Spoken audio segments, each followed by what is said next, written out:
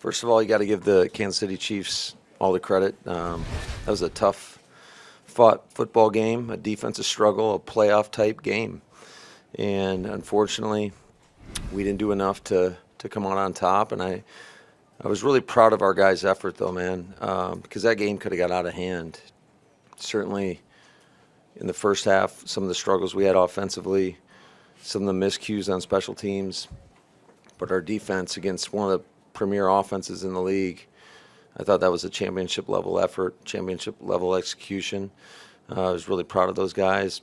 I think, offensively, when you score 7 points, that's just not going to get it done. And unfortunately, this is one of those moments where we always ask our players to be critical of themselves, and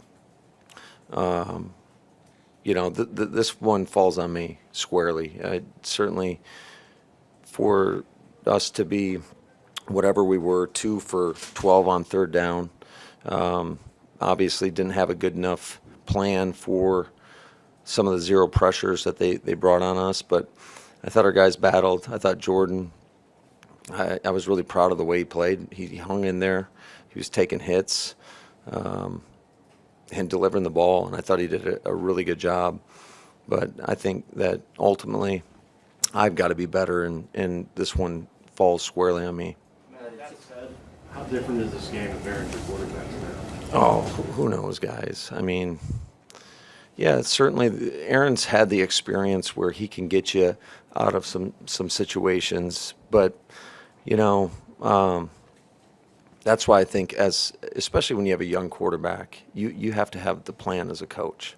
You can't rely on that all the time. And we're one of the few teams in the league that has that ability to have that within the offense where he can bail you out of some things. But I don't want to take that, let that take away from Jordan's performance, because I thought he did a really good job. I think ultimately it comes down to myself making sure that we have a better plan to handle those pressures. Certainly we did not do that tonight. What happened, or what changed when he finally did get rolling and your offense finally did get going on those drives in the second quarter? Well, I think it was that there were some better play calls for some of those situations, and then he just went out and executed. But I thought I thought he battled. Not to say that it was mistake-free by anybody. There were certainly some that came up. I know there were a couple instances where we had some, max protection play pass, and we were cutting guys loose up front that we got to get cleaned up. It wasn't necessarily any one person. There's a lot to get corrected, but I just think, again, squarely, this thing falls on me, and just not having a good enough plan to go out there versus that pressure, especially with a young quarterback. There was a fourth down play in the second quarter. You were running down the sidelines during it. What was going on there? Oh, I was just trying to alert the official that we were going to go to Tay and to look for the holding that tends to occur quite often, but it didn't matter. So many of Aaron's throws to Devontae, similar ones that we saw today, there's always that connection. Is that just a matter of Jordan doesn't throw to him that much, and it takes time to develop a rapport like that? Yeah, I would say that there's some of that, but for his first game and going out there in a hostile environment, I thought he handled himself exceptionally well. So what can you do to help on those splits this morning to help a young quarterback out? I think it just comes down to the play calls and, having answers to be able to protect against some of that. Anytime you go against zero pressure, if you don't make a team pay, they're going to keep running it. And unfortunately, we didn't make them pay until late in the game. And so, I would anticipate that we're probably going to see some more zero blitz until we get it corrected. And we hear from you. You have to expect that, didn't you? Absolutely. I was 100% prepared for it in terms of knew it was going to come, and just the plan wasn't good enough. Matt, what happened with the run game? A.J. Dillon looks like he and Jordan have a really great connection. He has that 2 big runs of 15 and then 9, and then the second half it just kind of seemed to. Yeah, that's on me. I got to get it dialed up, and certainly give the Chiefs a lot of credit because they had a great game plan tonight, and it took us out of a few things that we wanted to get done, and we just got to be better in those situations. Third down, you can't expect to win a game when you're 2 of 12 in that situation. What were you seeing from the Chiefs that caused you to go away from the run game, though? Just again, a lot of pressure. It was basically they were either going to play a 2-shell or they're going to come after us, and that was the majority of the night. Hey, Matt. Were you able to Jordan's helmet at all to tell him, some things that you could see just before the radio goes out and help him pick up what might be coming? Yeah, I mean, there's times where that occurs, and I just think that overall the communication between from myself to him, I got to be better.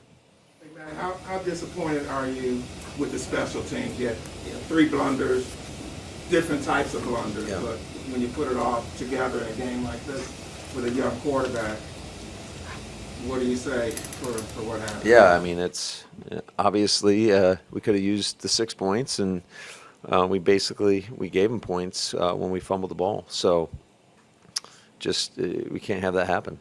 I need to come up and field that. Yeah, I'll have to look at it a little bit closer, and I'll give you a better answer tomorrow. Matt, I hear what you're saying about the plan, but at some point, don't you just need your quarterback to make a play? And why do you think that Jordan wasn't able to make more plays? Because if you're given plays where they're longer developing plays and you can't protect, it's kind of hard to throw from your back. And I thought there were a couple plays where he got out of some stuff. That off-schedule play he made to Sadie's, that was unbelievable. So it's just, I'm disappointed that we didn't deal the ball faster and call things that might show a little bit quicker for him.